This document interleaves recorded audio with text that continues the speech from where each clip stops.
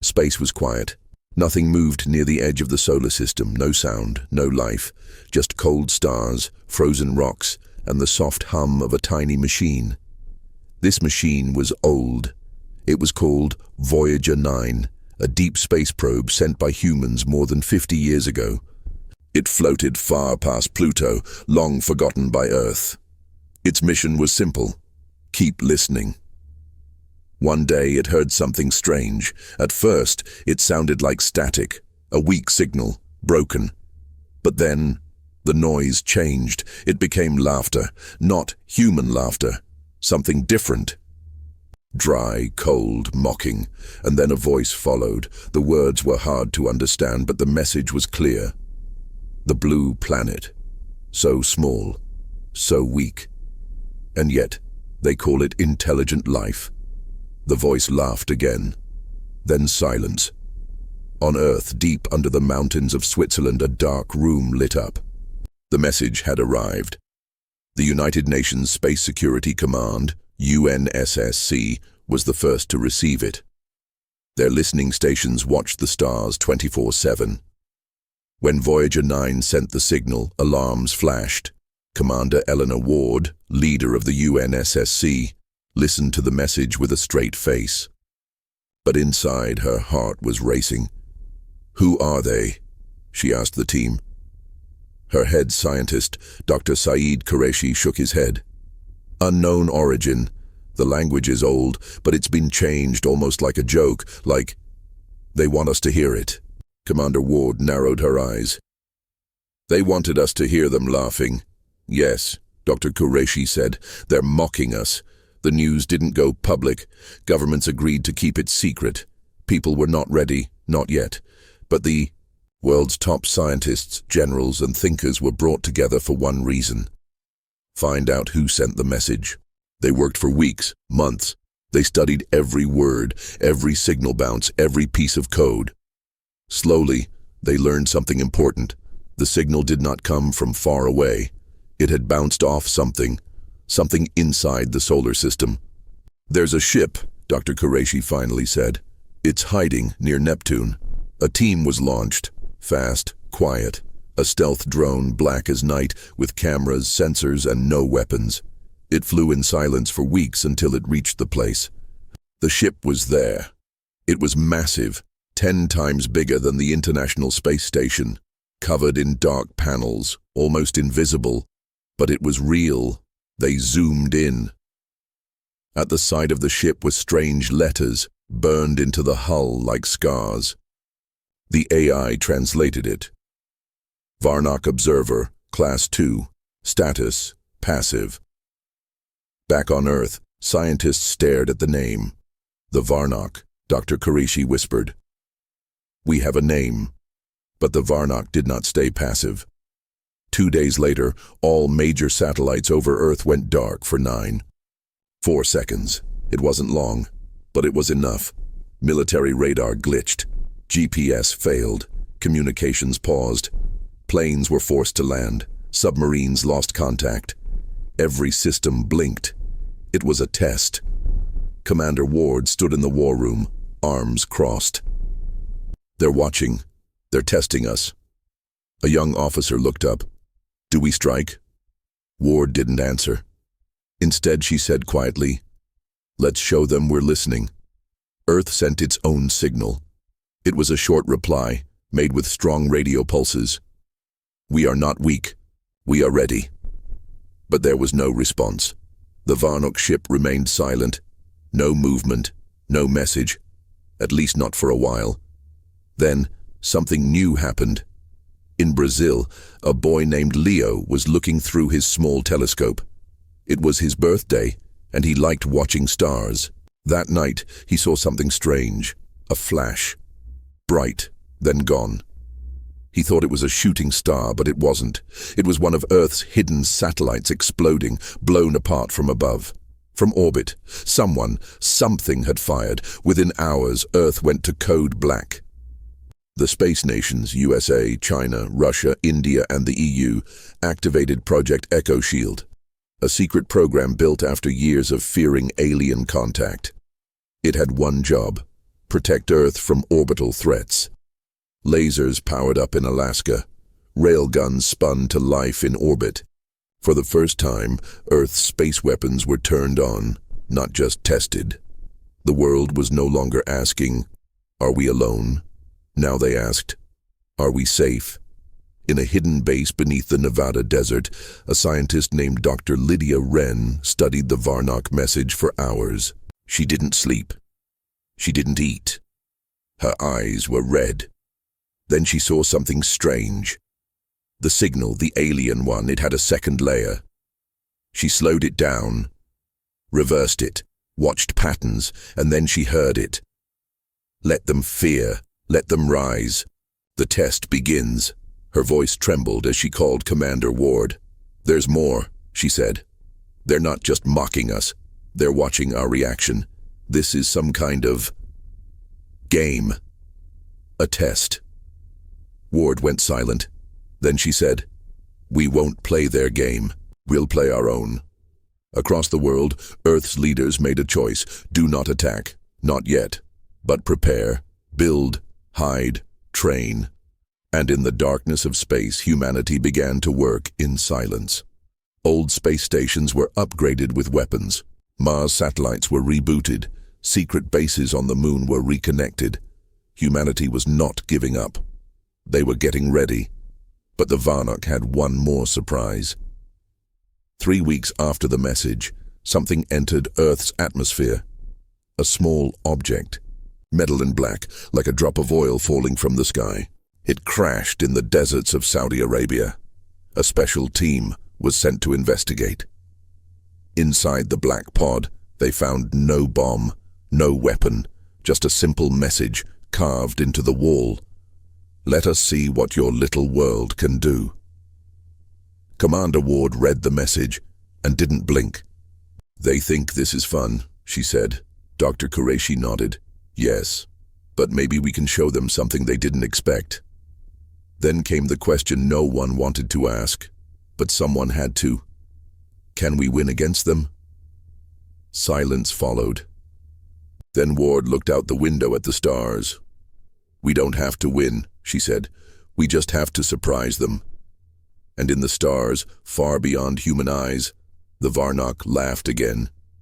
But for the first time, one of them stopped laughing. A younger Varnock officer looked at Earth's reply and narrowed his eyes. "Commander," he said, "this species, they are not like the others." The Varnock commander hissed. "They're small, weak, loud." "Yes," the officer said, "but they're angry. That's different." On Earth, in a hidden bunker beneath the ice of Greenland, engineers powered up an old computer. Its code was written in the early 2000s, but its purpose had always been clear. In case of contact, activate Project Dawn. The program woke up. It had been sleeping for 30 years, but now its screen blinked. Alien presence detected. Defense mode activated. Project Dawn was no longer a secret, and humanity had just taken its first step into a new kind of war. The sky looked normal at first. It was evening in Tokyo, late at night in Paris, and morning in New York. People were busy with life. Children were at school, taxis moved through traffic, planes flew in clear skies. Then it started. The sky began to glow red. Not everywhere, but across 10 major cities at the same time. In Moscow, people pointed up. In Nairobi, the clouds shimmered like fire. In Los Angeles, a news helicopter caught the first real footage. Red lines moving across the sky like lightning made of blood. At first, people thought it was a strange sunset. Then, the lights blinked, once, twice, and every satellite above Earth shut down. In Geneva, Commander Elena Ward stared at the world map. Red lights blinked across it. Each one meant a satellite had gone dark. "All systems down?" she asked. A technician shouted, "Communications are offline. GPS is failing. Weather, navigation, military eyes, everything is blind." Ward turned to Dr. Qureshi. "Is this the Varnock?" "Yes," he said, jaw tight. "It's them. They've started." For 9 minutes, Earth was blind. No satellites, no radar, no warning systems. Airplanes lost direction. Submarines surfaced, unsure of their location. Soldiers in the field lost contact with command. It was the most vulnerable Earth had been in decades. Then, boom, the first space station exploded, not hit by a missile. It simply vanished in fire, then another and another. In the next 60 seconds, Earth lost 4 space assets. The world's leaders met in a secure virtual bunker, some deep underground, others in submarines.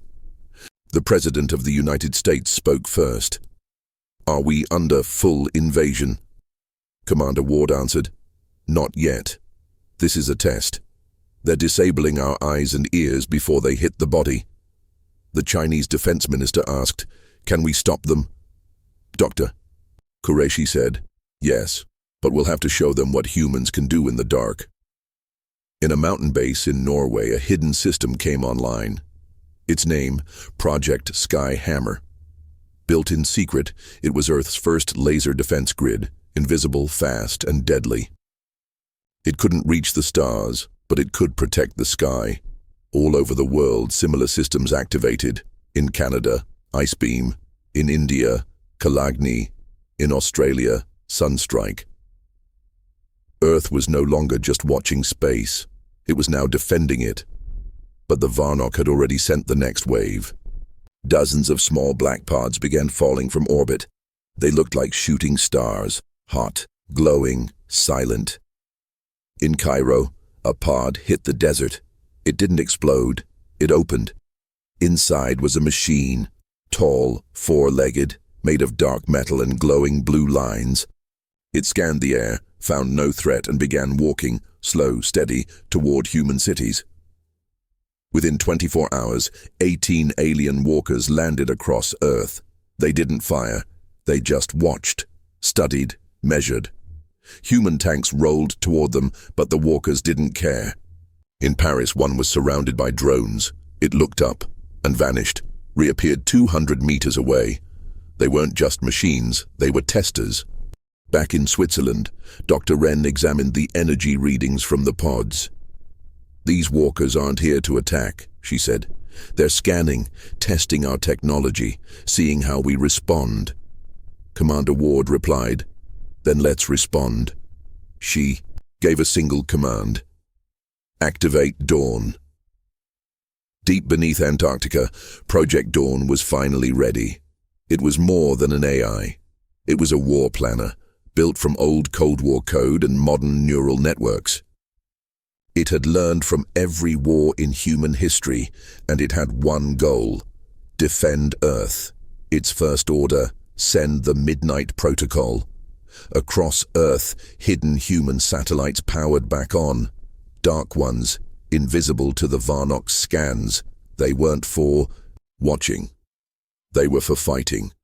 In Earth orbit, the alien ship that first mocked Earth still floated near Neptune. It watched quietly. Then, crack. A railgun slug fired from the far side of the moon. It moved at 20 kilometers per second. By the time the Varnock ship detected it, it was already too late. The shell punched through the ship's armor like paper. Fire erupted. The mocking voice that had once laughed at Earth went silent. In the alien command ship, far beyond Earth's orbit, the Varnock leader hissed in surprise. Earth struck first. "No," one officer replied. "They struck after we hit them. They waited." The leader stared at the screen. "This species has patience. Back on Earth, people were afraid, but not running. For the first time, Earth's people weren't looking to their governments. They were looking to each other."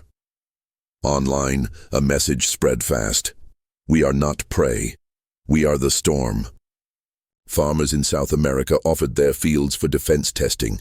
Engineers in Japan rebuilt drones to carry EMPs. Hackers in Nigeria built firewalls to block alien code. The world was fighting together. In the African sky, one walker turned hostile. It fired a blast at a human scout vehicle. It missed. The humans responded with a surprise. A prototype rail cannon mounted on a jeep. The round hit the walker's leg. It buckled. The machine roared, shook, and released. A high-pitched sound. Then it stopped. Dead. Humans had just killed the first alien machine.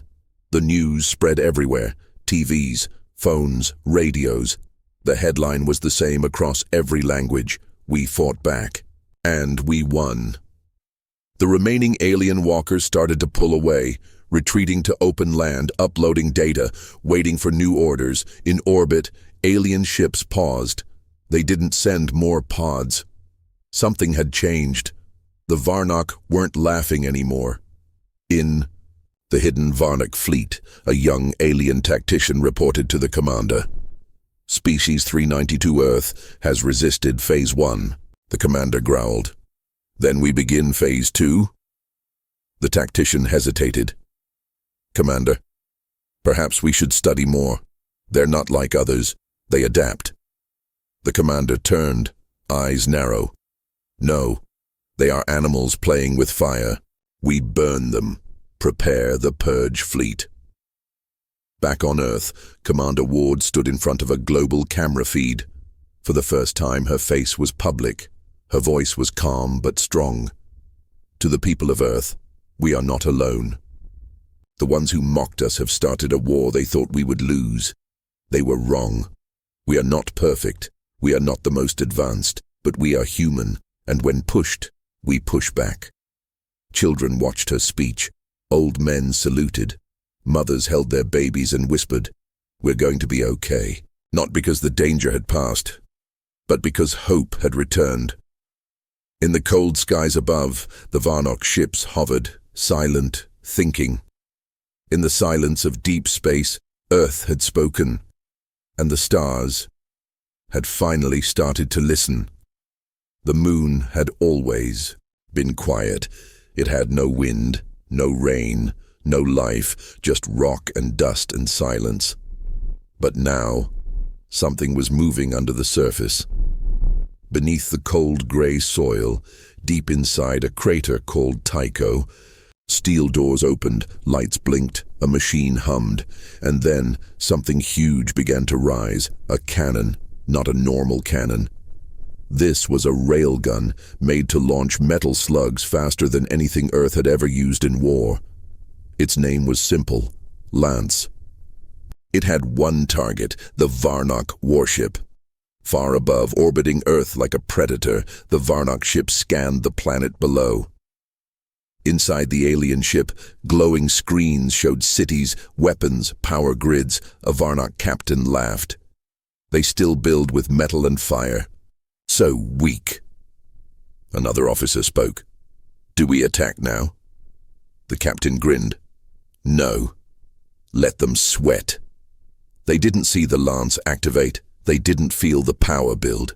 They didn't know that deep under the moon's crust, Earth was about to strike first. On Earth, Commander Elena Ward stood with her team in the control room of the UN Space Command. She looked at the countdown on the screen. Her voice was clear. Today we stop watching. Today we act. The order was given. Fire. There was no sound in space, but if there had been, it would have roared like thunder. The lance fired a 3-meter slug of tungsten wrapped in magnetic shielding. It moved at 26 kilometers per second. In just over 20 seconds, it reached the Varnock warship. Impact. The ship cracked like glass. Flames shot out. Hull pieces flew in all directions. A second later, Earth's sensors confirmed it. Direct hit. Major damage. In space, the Varnock ship spun slowly. One of its engines was gone, its command tower gone. Inside, Varnock officers screamed, trying to stabilize power. Many died before they could even call for help. The ship didn't explode, but it was dying. Earth had just crippled its first alien enemy. Back on Earth, cheers exploded across the control centers. People hugged, some cried, some just stared at the screens. Commander Ward didn't smile. She simply said, That was for our satellites, for the ones they killed. News spread fast. Even though many governments tried to hold it back, people talked, videos leaked, social media caught fire. Earth strikes back. We hit them. Aliens bleed too. For the first time, people believed this war could be won. But not everyone celebrated. On the edge of Mars, another Varnock ship watched. This one was different. It didn't scan. It didn't speak. It recorded. It sent a message back to the Varnock home fleet. Earth has weapons. They are more dangerous than expected. Request new orders. The reply came fast.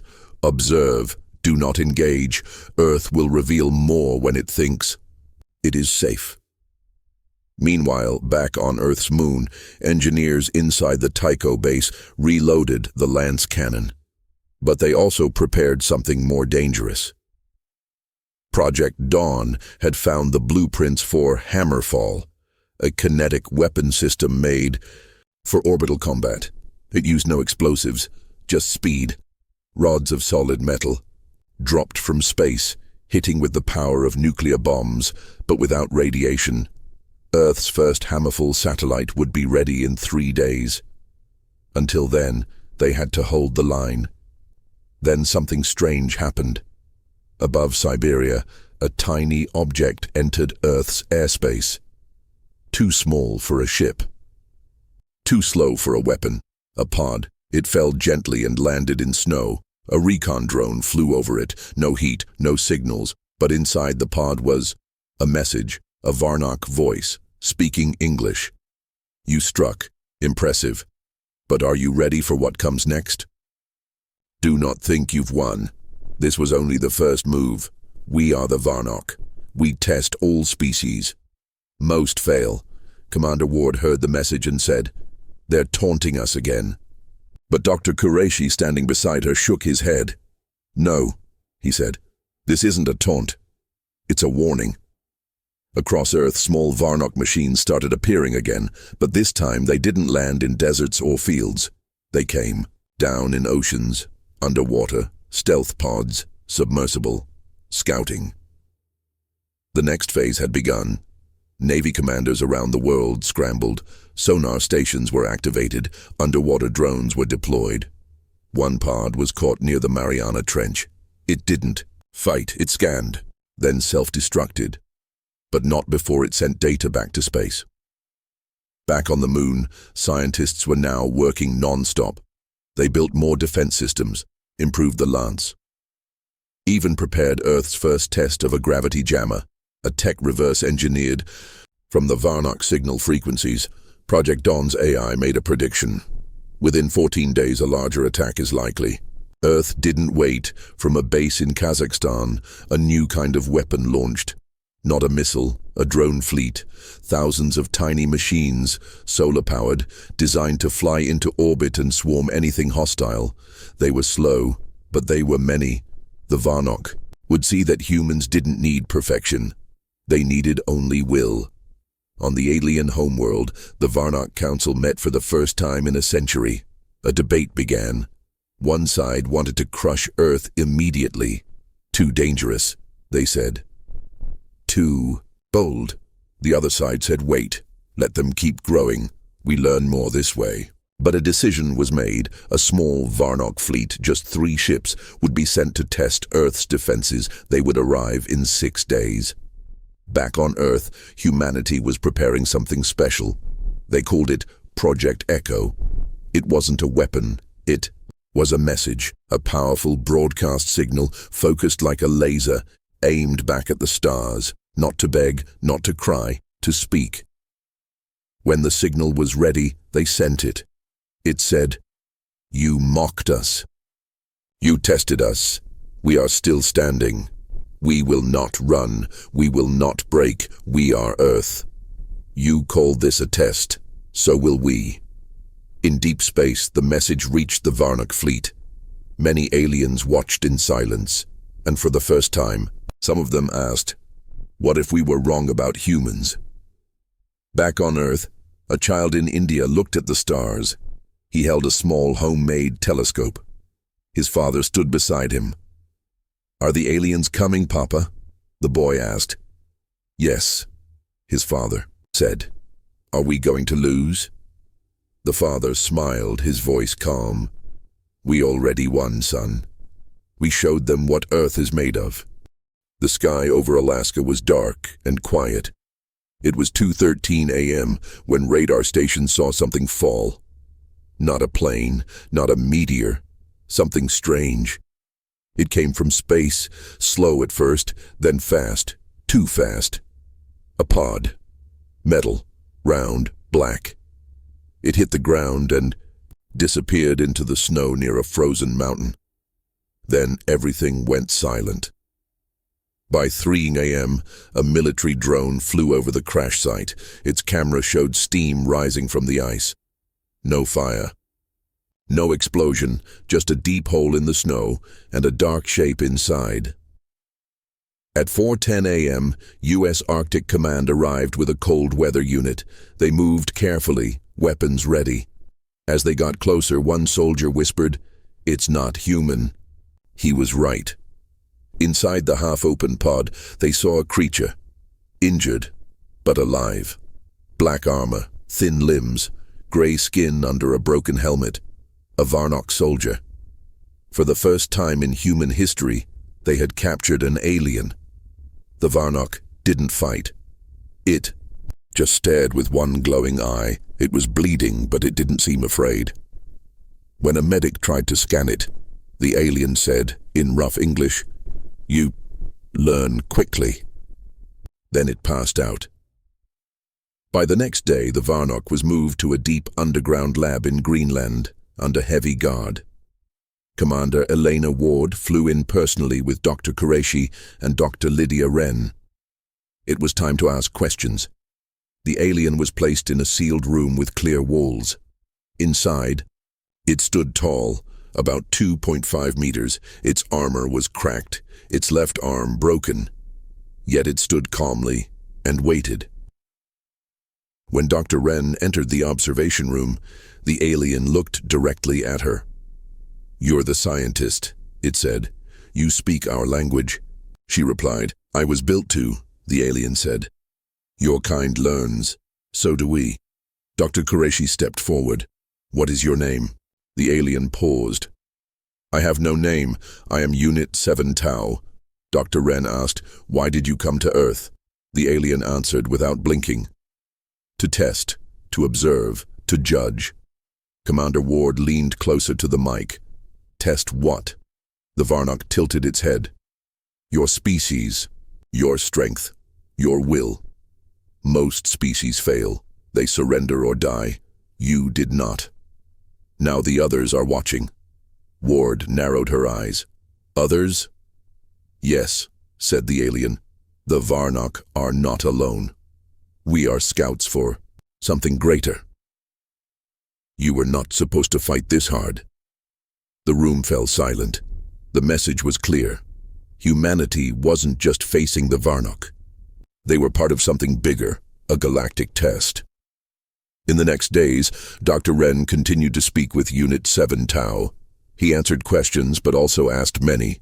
He wanted to know why humans helped the weak, why they kept art, why they buried their dead. He didn't understand Earth's emotions, but he respected Earth's courage. "You build with fire and hope," he said. "It makes you dangerous." One night when the base went quiet, Unit 7 Tau asked a strange question. "What happens when you win?" Dr. Wren paused. "We want peace." The alien looked confused. "Peace? You strike like warriors. You build like conquerors. We only fight because you attacked first," she said. Tau stood silent for a moment, then spoke. "Then your answer has already echoed." While Earth studied the Varnock, more strange signals came from space. Project Dawn tracked 3 large ships heading toward the moon. Not fast, but steady. They would arrive in 5 days. Earth had to prepare. "Commander." Ward ordered all space defenses activated, the moon's lance cannon recharged. Hammerfall was moved into final orbit. And in Africa, a hidden facility called Starforge began producing small space fighters, Earth's first true warships. Meanwhile, Project Dawn's AI ran simulations. It had a warning. Enemy forces may target civilian centers next. Unprotected zones must be covered. Earth's response was global. Ordinary people joined the defense. Mechanics turned cars into mobile turrets. Tech students turned drones into scouts. Fishermen placed sonar nets to catch underwater pods. Everyone helped. Then came the surprise. On Day 3, a Varnock scout ship broke from the fleet and approached Earth. It didn't fire. It sent a message. "We request to meet your leaders. We seek negotiation." Commander Ward was shocked. The Varnock had never tried to talk before. Why now? After long debate, Earth agreed, but not face to face. The meeting was done through holograms at a neutral location, Earth's lunar base. Commander Ward appeared on the screen. So did the Varnock captain, larger than 7 Tau, with gold armor and 6 glowing eyes. "Why do you want to talk now?" Ward asked. The Varnock answered, "Because you captured one of us. Because you survived longer than expected. Because now we are unsure." The captain didn't offer peace, but he didn't promise war either. He gave Earth a choice. Stop fighting, and you will be studied, protected, remembered. Keep fighting, and you may be destroyed. Ward answered clearly, "We are not here to be remembered by you. We are here to make sure you never forget us. We choose to fight." The Varnock didn't reply.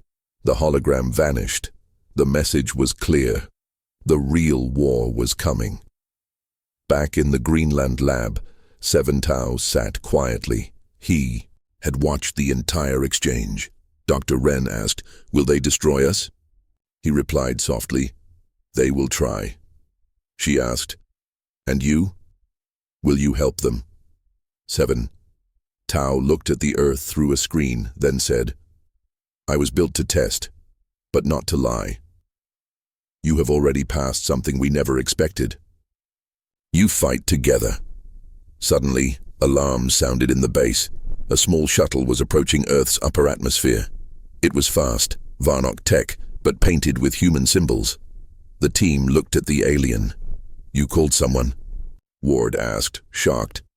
Tau shook his head. "Not me, one of your own." The shuttle crashed near Iceland. Rescue teams rushed to the site. Inside, they found a human pilot, burned, injured, but alive. Her name, Captain Isla Cade. She had been missing for 6 years, lost on a deep space probe. "How did you get Varnock tech?" Ward asked her. Captain Cade looked up and whispered, "Because I saw what's coming, and we don't have much time." To be continued in Part 5. Echoes of Ancient Earth. The ice cracked loudly in Antarctica. A blizzard roared across the frozen land, but deep under the surface, machines worked in silence. A group of scientists drilled through a glacier that hadn't melted in over 10,000 years. They were not looking for fossils. They were looking for a signal. 1 week earlier, Earth's satellites picked up a strange pulse. It didn't come from space. It came from beneath the South Pole. The signal was repeating in a low, steady rhythm. Not alien, human, old, and powerful. Dr. Nia Velázquez, a young geologist from Chile, was the first to say it. "This signal isn't natural, it's artificial. But the tech, it's older than anything we use today." Project Dawn confirmed her findings, and that's why Earth sent a full team. They didn't know what they would find. They didn't expect a ship. On the 5th day of digging, the ground gave way. A massive ice cavern opened below them, larger than a football stadium. Hanging in the center of the chamber was a black cylinder, half buried in crystal ice. The surface was smooth, made of dark alloy. Strange letters glowed faintly, not alien letters, human writing. And 1 word stood out, Dawn 0. Back at UN Space Command, Commander Ward stared at the live feed. Dr. Lydia Wren stood beside her, shocked. "I thought Project Dawn started in 2035, Wren said. Ward nodded. "It did, but this ship is much older."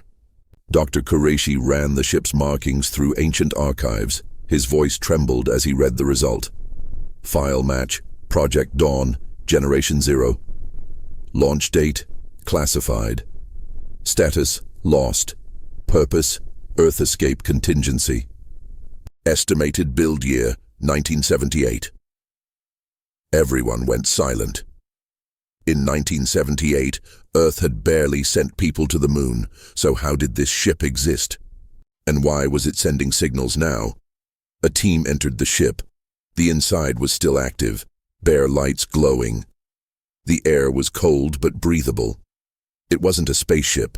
It was an ark, full of old Earth tech. Punch card computers, analog radios, huge. Engines built for deep space, and in the center of the control room was a voice-activated AI system, its name Genesis. When Dr. Wren said the activation code, Dawn Online, the AI responded instantly. Status, sleep mode disengaged. Request, report from Earth Command. Dr. Wren said, Earth is under alien attack. The AI paused, then it said something no one expected. Then it is time to finish what I was built for. Project Genesis explained everything. In the 1970s, during the Cold War, some scientists feared Earth might end in nuclear war. So they built a secret project, a backup system, a ship buried under Antarctica. If humanity fell, it would restart civilization elsewhere in the stars. But the launch never happened. A glacier collapsed. The program was lost. Until now, Genesis wasn't just an AI. It held blueprints for technology Earth had never used, ideas far ahead of their time, magneto shields, gravity disruptors, particle beams, and most important, jump drive calculations. Wait, Commander Ward said. Are you saying we can travel faster than light? Genesis responded. With proper modifications, yes, but I require modern hardware. Dr. Wren smiled. We have that. Back at the lunar base, Earth's engineers began studying Genesis's designs. They combined old ideas with modern tools.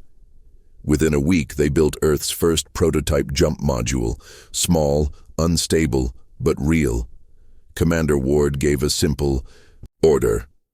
Install it on the Star Chaser. The Star Chaser was a fast human fighter. Now, it would become the first ship to jump beyond the solar system. The pilot chosen for the test, Captain Isla Cade, the same woman who returned with Varnock Tech. She had been through worse. Now she would fly into the unknown. Everyone held their breath as the countdown began. D. 8. The Star Chaser hovered just above the lunar launch pad. 4. 3. Engines hummed, the jump drive glowed. 1. Jump. The ship vanished. For 5 long seconds no one said a word. Then, boom, a signal came back. Jump successful. Distance 0.4 light-years, returning now. Earth had just taken its first step across the stars, and the Varnock were watching. Inside, the Varnock observation fleet, alarms blared. Human ship used non-standard drive, said one officer. Another added, it crossed the edge of the system. The captain slammed a fist on the table. They weren't supposed to do that. Not this soon. They're adapting too fast. Back on Earth, Unit 7 Tau sat in silence. He watched the test flight video again and again. When Dr. Wren entered the room, he said quietly, We once tested a species like yours. Long ago. They reached the stars too fast. She asked, What happened to them? His answer was cold. They were erased. But this time things would be different. This time Earth would not be erased. Inside the Genesis Ark, engineers found more than just tech.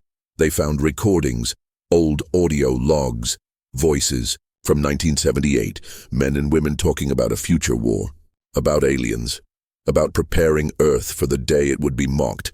These people never saw aliens, but somehow they knew. One voice stood out. It was a woman, speaking softly.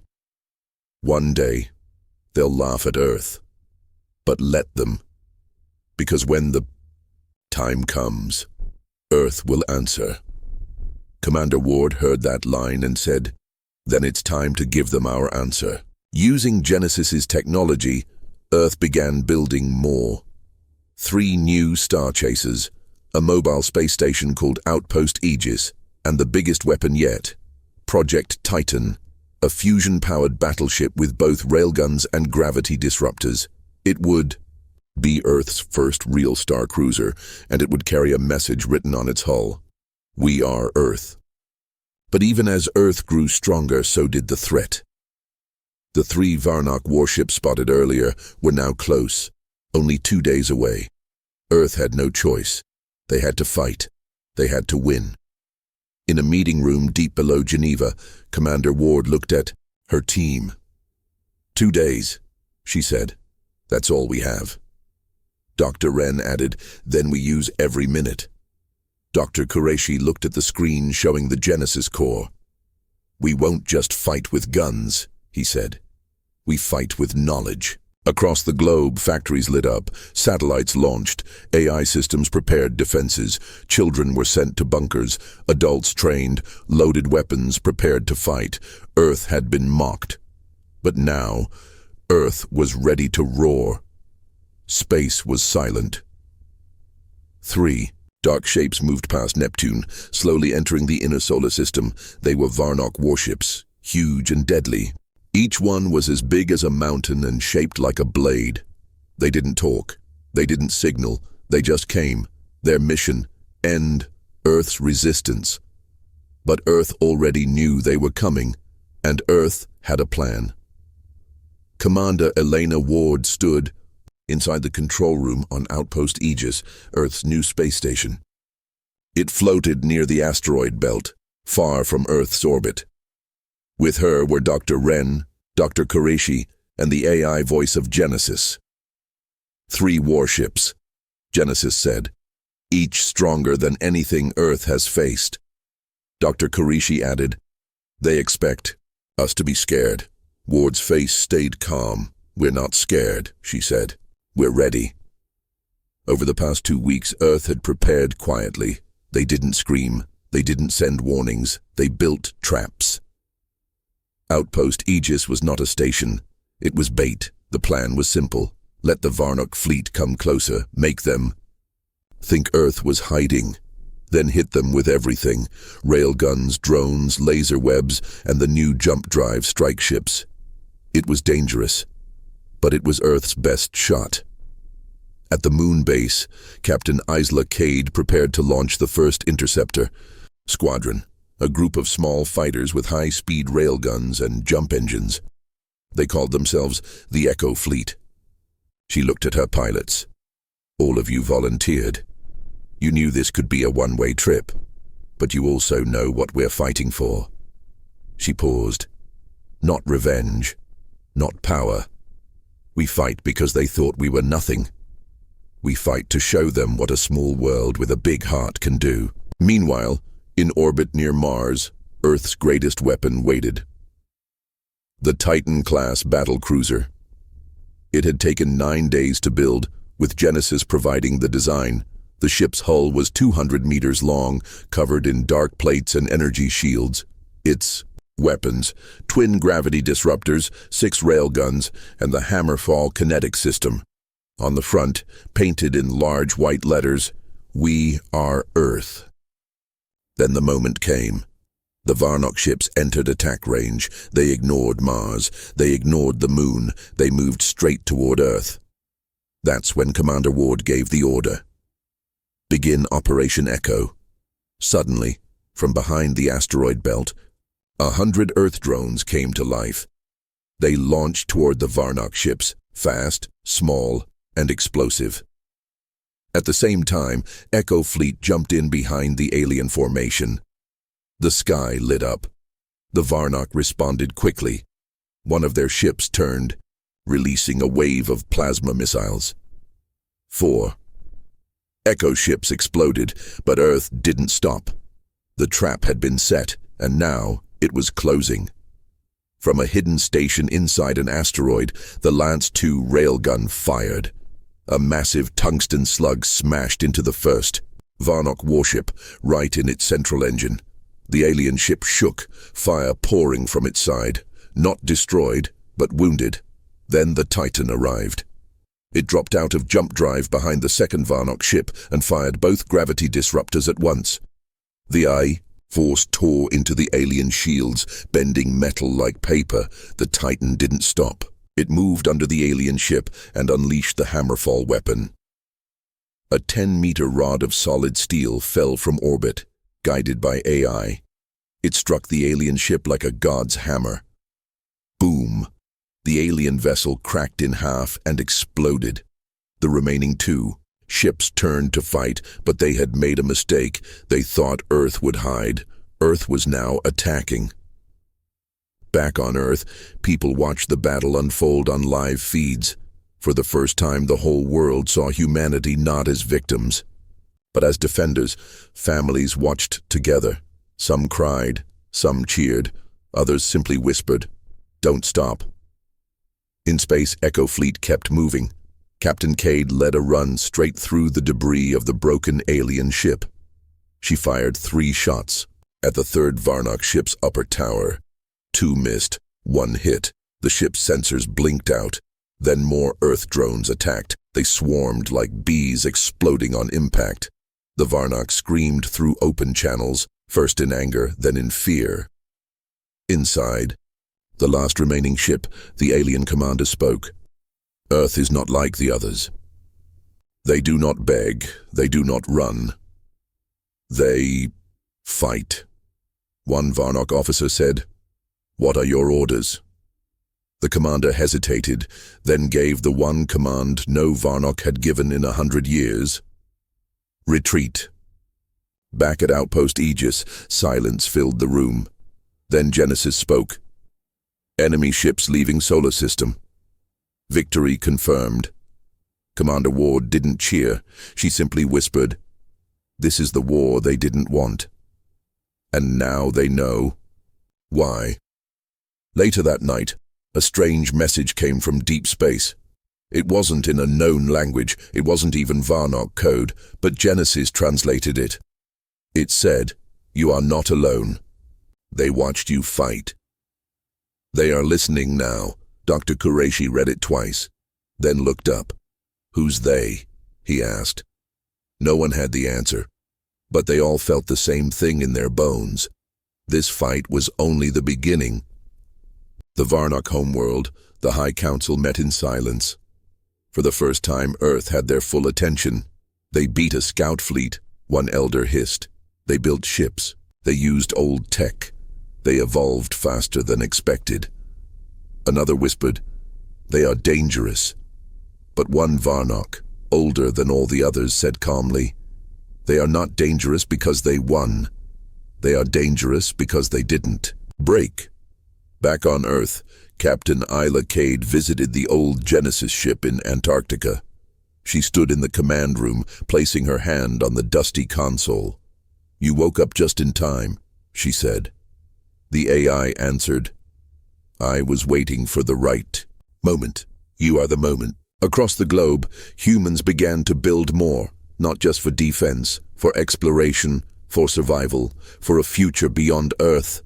Because now the stars were watching, and humanity had only just begun to speak. The Varnock thought Earth would stay quiet after the battle. They thought humanity would hide behind its tiny blue planet, afraid to look beyond. They were wrong. Because just 3 days after defeating the Varnock warships, Earth sent a message, but not through radio, not through light signals, not with words. They sent it through action. It began with Star Chaser 4, the same scout ship that first used the jump drive. Now it had a new mission, jump to the edge of Varnok territory and release a beacon, but not just any beacon. This beacon carried Earth's reply, a message carved into metal. One line, "We do not kneel." Captain Isla Cade stood on the launch pad. This time, she wasn't flying into danger alone. 3 more jump-capable ships stood behind her. Each one was faster, stronger, smarter, and each one carried the same signal. This wasn't an invasion. It was a knock on the galaxy's door, and Earth was waiting for someone to answer. As the ships vanished into jump space, Commander Ward watched from Outpost Aegis. She said to Dr. Wren, "They mocked us for being small." Dr. Wren nodded. "Now they'll see how far small can reach." Meanwhile, in deep space, something was changing. Old civilizations, hidden for centuries, heard Earth's message. Some were curious, others were afraid, a few were angry, and one was watching with interest. Far beyond Varnok space, on a planet made of crystal and storms, an ancient being sat in a silent room. Its name was Mirel, leader of the Observari, a race that never fought, never ruled. They simply watched. Mirel turned to a glowing sphere. It showed Earth's ships. The message they sent and the war they survived, Mirel whispered. "They're not supposed to be this fast." Then it smiled. "But maybe that's why they matter." Back on Earth, something unexpected happened. A new signal came through Genesis, not from the Varnok, not from Earth. It was old, older than anything in human memory. But Genesis recognized it. Signal origin, Dawn 1 Arc. Last known location, lost near Proxima Centauri, year 1985. Dr. Qureshi nearly dropped his coffee. There was a second arc. Genesis responded calmly. Yes, the backup to the backup. It launched. Secretly, never returned. Commander Ward's eyes narrowed. Is it still out there? Genesis paused. Unknown. But the signal is real.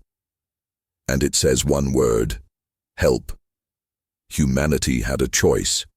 Ignore the signal. Focus on Earth, or follow it, and find out if they were truly alone. The decision was made in one night. Earth would respond. The mission was called Operation Phoenix. 3 long-range ships were prepped. 1 carried weapons, 1 carried aid, and 1 carried scientists. Captain Isla Cade would lead again. Before leaving, she sent a short message to Earth. If this is a trap, we'll face it. If it's a ghost, we'll find it. But if it's human, we bring them home. The jump was difficult, farther than anything before, over 4 light years. Time felt strange inside the jump. Silence stretched, space twisted. But then, light, stars, and there it was, a drifting ship, cold and dark. Letters across its hull, Dawn 1. The team approached carefully. No power, no lights, no life signs, but Genesis connected to its twin core. And then, slowly, the ship came alive. A soft voice played through the speakers. This is Captain Reese of Dawn 1. If anyone hears this, we failed our mission, but we're still here. We survived. The team rushed inside.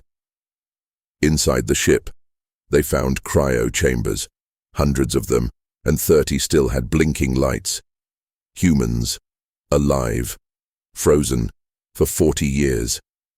Earth had just found survivors from its forgotten past. As the scientists worked to stabilize the systems, one cryopod opened, a man gasped, fell to the ground, then blinked at the modern uniforms. Where am I? Captain Cade stepped forward. You're safe, she said. You're back. He looked around. You're from Earth, she nodded. From the future. The man, Captain Reese, was stunned. You fought them? Cade nodded again. We did. He laughed softly. We always hoped Earth would fight back. The Dawn 1 crew was brought home with honor. The news spread across Earth like wildfire. They were never alone, and their past had just become part of their future. Meanwhile, in Varnock space, the High Council argued. One said, "They've awakened. Old tech." Another said, "They found Dawn 1, but the oldest among them said, they're becoming something new. Something we can no longer predict." And far away, in the Observatory Council, Mirel smiled again. The signal was heard. Now the galaxy must decide. Will it welcome them, or will it fear them? On Earth, preparations continued. New ships, new alliances, even whispers of building a human council for space contact. But one message remained carved at the center of Outpost Aegis, painted in steel letters lit by solar fire. We are Earth. We do not kneel. We remember. And now, we rise. In the cold silence beyond Earth's reach, something listened. It had no name, no body, just presence. It had watched the rise and fall of many empires, but today, it heard Earth's echo, a simple message carved into metal, drifting through space. We do not kneel, and with that, the galaxy shifted. Because now, everyone knew, humanity had arrived. 3 weeks after Dawn 1 was rescued, Earth held a gathering. Not just for scientists or soldiers, it was a council of the people. Across every country, screen, and orbiting station, one question was asked. What comes next? The answer came from the stars. On a clear night above Mars base, a light appeared. Not a ship, not a signal, a gate, smooth and glowing, spinning in silence. It had no markings, no known origin, just a single repeating pulse. Genesis translated the pattern. Earth, we saw you. We invite you. It was not Varnock, not human, something else. Older, watching, waiting. Captain Isla Cade stood in the war room. She looked at the hologram of the gate, then turned to the council. Is it a trap? Someone asked. Dr. Wren shook his head. It's not. Built like anything we've seen. Another voice asked. Then what is it? Genesis answered calmly. It's a test. They want to see if we come. Earth debated for 2 days. Some feared another war. Some wanted to destroy it. But the people who remembered the fight, the ones who stood against the Varnock, said one thing. We didn't come this far to turn back. And so Earth made a choice. They would enter the gate, but not with weapons, with words and truth. They sent a single ship, Unity 1, on board, a diplomat, a scientist, a historian, and a soldier, Captain Cade. Not to fight, but to speak for Earth as... The ship approached the glowing circle. Tension filled every heart on Earth. Even the Varnock watched from a distance. Even the Observatory leaned forward in silence. The ship entered the gate, then vanished. Inside, the crew saw nothing at first. Then, light, 1,000 stars, floating structures, ships of shapes Earth had never seen, some made of glass, others like living stone. In the center, a great chamber of light. There, they were not alone. Dozens of alien species watched from floating platforms. Some had no eyes, others no mouths. All had one thing in common. They came because Earth's message was heard. And they wanted to know more. The first to speak was a being called Threll. It stood tall and shimmered like smoke. We heard your war, Threll said. We heard your echo. You stood when others fell. Why? Captain Cade stepped forward. Her voice was calm. We stood because no one else would. We stood because they thought we were weak. Threll asked again, what do you want now? Silence. Then Cade replied, we want to learn. We want to grow. We want to belong. But we will never kneel. A pause. Then another. Alien, this one like a walking tree, spoke. Will you attack? Cade answered. only if attacked. Will you rule? No. We struggled just to stand. Then what will you do? Cade looked around the chamber and said clearly, "We will echo." The room went quiet. Then, a sound. Not human, not alien, but agreement. They were accepted, not as rulers, not as victims, but as equals. Back on Earth, the gate opened again. Unity, one returned, and with it came messages, maps, ideas, languages, a first step into the larger galaxy. Humanity was no longer alone. Years passed. The Observari revealed themselves. They shared secrets of lost worlds. The Varnok remained silent, no longer attacking but no longer mocking. Humanity became a name spoken across stars, not for its power, not for its size, but for its spirit. Outpost Aegis became a hub of trade and diplomacy. The Titan ship, once a symbol of war, now led peace missions. Genesis was given a voice across 1,000 worlds, and Captain Cade, she trained the next generation, not to fight, but to stand. One day a child on Earth asked, "Did they really mock us?" An old man smiled and said, "They did." And we answered, not with hate, but with courage. And now the stars remember, because what began as laughter at Earth's weakness ended in respect for its will. They mocked Earth's power, but humanity's answer echoed across the stars. The end.